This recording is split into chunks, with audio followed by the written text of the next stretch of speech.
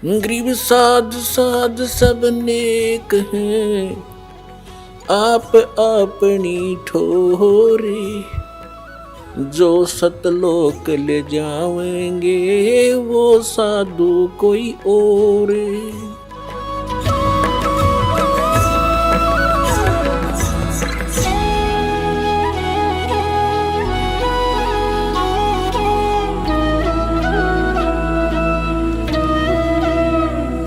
इसलिए आपको उस लाल की महिमा, लाल को लाल सिद्ध करने के लिए आपको भी वो उनके लक्षण बताए जा रहे हैं कि सचमुच लाल ऐसा ही होता है।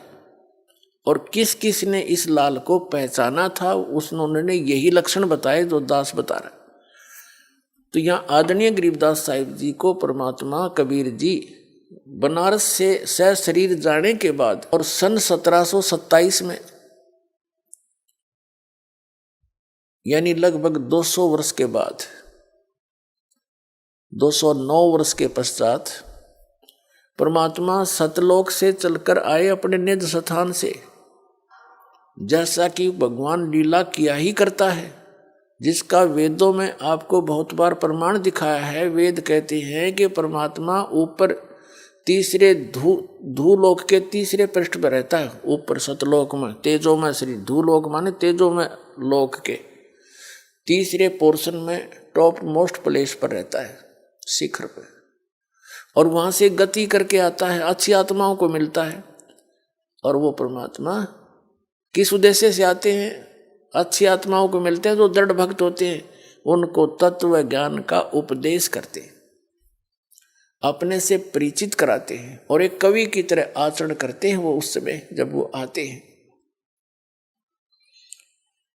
जिस कारण से उसको एक प्रसिद्ध कवि की भी उपाधि मानव समाज देता है। लेकिन वो होता है भगवान। इसी अपनी लीला के कारण, अपने गुणों के कारण परमात्मा कबीर जी सतलोक से चलकर आए थे। गरीबदास महाराज जी गांव छुड़ाने जिला झज्जर वाले 10 वर्ष के बालक थे। अपने ही खेतों में गौवें चरा रहे थे, अपने ही सैकड़ों की संख्या में गौवें थी। किसान जाट के घर जन्म था आदरणीय गरीबदास साहिब जी का। जमीन बहुत थी उनके, लगभग 1400 एकड़ जमीन थी, और उसमें वर्षा होगी तो कनक हो जाती थी, नहीं तो चरागाह ही ज्यादा रखते थे, पशुपालन का काम करते थे। गौवें सैकड़ों की संख्या में थी। आप भी पाली थे गरीबदास साहिब जी, 10 वर्ष के बच्चे, और साथ में कुछ उनके नौकर भी जो होते थे वो, और साथ में गांव वाले भी अपनी गौओं को अलग से लेकर उन्हीं के खेतों में चराया करते थे, क्योंकि बहुत ज़्यादा अक्षेत्र था उनके पास। तो सभी वहाँ गौवें चरा रहे थे। सतलोक से परमात्मा चलकर आए, आदरणीय गरीबदास साहिब जी से मिले। 10 वर्ष के बालक को तत्व ज्ञान समझाया। उनकी प्रबल इच्छा हुई कि मैं भी उस सचखंड को देखूं जहाँ से आप आए हो। आप इतना सुख बता रहे हो, वहाँ किसी चीज़ का अभाव नहीं, वहाँ सदाबहार वृक्ष हैं, सदाबहार फल फ्रूट हैं, वहाँ कोई वर्द नहीं होता, वहाँ मृत्यु नहीं होती, सुंदर शरीर है, ये नाड़ी तंत्र से बना हुआ वहाँ का बॉडी नहीं है। तो तुम वहाँ चलो बच्चा, वहाँ सदा सुखी रहोगे। यहाँ तो असंग बार मर लिए, जन्म लिए। इससे प्रभावित होकर गरीबदास बालक की बहुत जबरदस्त प्रेरणा जो ना वो प्रेरणा बनी, और इच्छा हुई कि मैं भी आपके साथ वो सतलोक चलूं।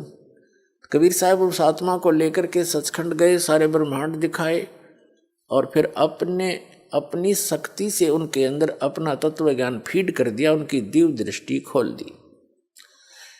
उधर से 10 वर्ष के बालक को मृत जानकर चिता के ऊपर रख दिया था गरीबदास साहिब जी के शव को, बॉडी को अग्नि लगाने ही वाले थे। उसी समय कबीर परमात्मा जी ने उस आत्मा को वापस भेज दिया, और चिता के ऊपर से उठकर चल पड़े गरीबदास साहिब जी, और आंखों देखा जो भगवान ने उनको दिखाया, उस ज्ञान का वर्णन करने लगे, वाणी बोलने लगे, जो कबीर गॉड गिवन है। तो कबीर परमात्मा ने उनकी दिव्य दृष्टि खोल दी। दिव्य दृष्टि खुल जाने के बाद जीव भूत और भविष्य और वर्तमान के सभी ज्ञान से परिचित हो जाता है। पहले क्या हुआ था, कहाँ कहाँ किसने क्या बोला था, क्योंकि ये जो शब्द है ये खंड नहीं होता, ये एक पिक्चर सी बन जाती है। जहाँ जहाँ हम जाते हैं, आते हैं, मिलते हैं, ये सब पिक्चर बन जाती है और ये हमारे यहाँ घूमती रहती है। और जिनकी दिलदृष्टि खुल जाती है उनको एज इट इज वो वचन सुनने को मिलते हैं और वो ऐसी सब क्रियाएं हो रही है जो फिल्म वो जो की तो दिखाई देती है। उसमें अंतर इतना होता है कि वो अपनी लैंग्वेज में फिर वहाँ बोलकर सुनाते हैं अन्य समाज को, बाकी घटना ज्यों की तो होती।